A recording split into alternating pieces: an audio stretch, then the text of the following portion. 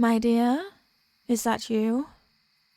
I fear that my illness has taken away some of my senses. I can barely see that gorgeous face of yours. Oh, how I long to see your face again. I can barely see my own hands. How many fingers do I have? What? Me? Dramatic? I would never. Vampires are never dramatic, not one of us. Couldn't be. You must have got me confused with someone else. Are you seeing another vampire? Is that who you're getting me confused with? It's true, you do have a type for blood-sucking girlfriends. And you promised me you liked me for my personality and my witty humour.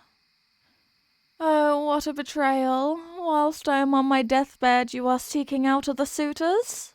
Not even waiting until after the mourning period? Oh, you have wounded me.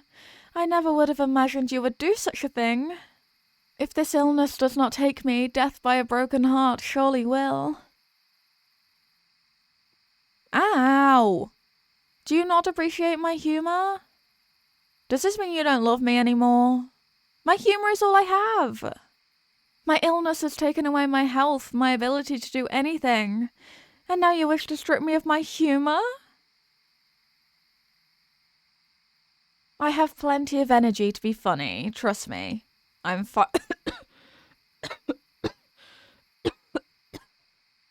Maybe not completely fine, but it's not like I'm dying anytime soon. I'm a mighty vampire. No mere illness can take me down.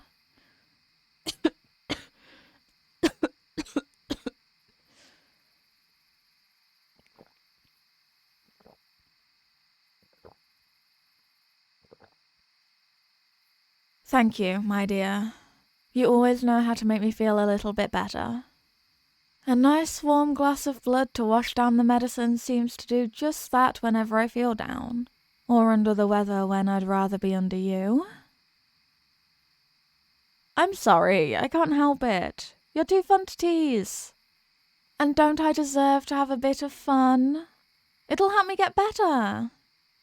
Let me get a feel, a taste, even a whisper of those sweet, sweet lips of yours, and I'll feel better in no time. I can't help it if I've acquired a taste for a certain person's blood. I didn't ask to acquire a taste for magic monster blood, but here we are. And honestly, I think it's kind of your fault. You told me that there shouldn't be any side effects of tasting your blood. And what a fool I was for believing it. I don't see how me begging to taste your blood has anything to do with this argument. You assured me it was okay to drink from you, so I did, and now look at us. Please? I thirst for you, dear. I burn for you, I yearn for you, body and soul. Every part of me aches when I am not with you, like I am missing a part of my soul when you are not around. All I am asking for is a quick bite of that oh-so-tasty-looking neck of yours. And maybe a few more bites in more intimate places. Hey, go easy on the dying vampire over here. I can't help being so enchanted by you, it's what you do. You're the fae who was kind enough to not steal my identity and instead fall for my charms. It's my biggest accomplishment. Charming the fae before I could be charmed. It's the... What's the trope your friends were on about? They fell first, but the other fell harder? That's like us, our love story. Allow me to retell it, simply to reminisce before I perish from this winter illness. It was a warm summer night. I was but a fool, a hungry vampire simply looking for a bite to eat. And there you were, sitting in the moonlight, the perfect prey for a hungry creature of the night. I tried to sneak up on you, but you turned and I saw those eyes of yours, and I knew I had to take a bite. I took a few steps forward and you asked for my name. I told you I'd only give you my name if you let me drink your blood. You sat in silence for a few seconds, pondering whether or not you should let this beautiful vampire take some of that fine blood of yours. Of course, I was too good-looking to refuse. So I step closer, my breath on your neck. I whisper my name all sensually into your ear. That is so how it went. That's how I remember it. All romantic, like something out of one of those edgy teenage vampire movies. You know, something with the weird blue tint. Man, I wish those films were realistic. Sparkling in the sunlight would be nice. Oh, and control over my fangs. Do you know how hard it is to try to eat food when it constantly gets stuck on my fang? Oh, and trying to drink something out of a carton, like milk or orange juice. Sometimes the intrusive thoughts win, and I want to take a bit on the corner without ripping the entire thing open. Maybe. But in fairness, I did that both before and after I became ill. I promise. You like my mouth germs inside you when we make out, but when it's on the orange juice carton, no.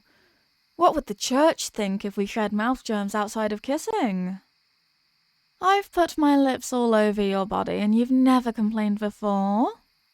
But suddenly when I have a silly little bug or illness, it's no, I could infect you. I could make you ill too, but isn't that a price worth paying if it means you get some kisses from your beautiful, oh so charming vampire? Fine. But if you really want me to get some rest, then you'll have to lie here with me. Just until I fall asleep, and then you can abandon me. Let me hold you so I can steal some of your body heat. This heating pad you gave me has gone cold, and I can feel the darkness sweeping in. Oh, it's getting so cold and so dark. Is that you, my dear? I cannot see, my arms are shivering, I can feel goosebumps all across my skin. Why don't you come touch me, come feel me? Let me feel your body heat one more time before the illness consumes every last part of me. Please, I beg of you, can't you spare some kindness for a dying vampire? Just a moment of affection before I perish, before I succumb to the unforgiving illness I have been infected with? Thank you, darling. Just stay with me, at least until I drift off to sleep. Maybe I can try to sleep this thing off so we can get back to our usual bedroom activities. Fine, I'll try to rest, my darling.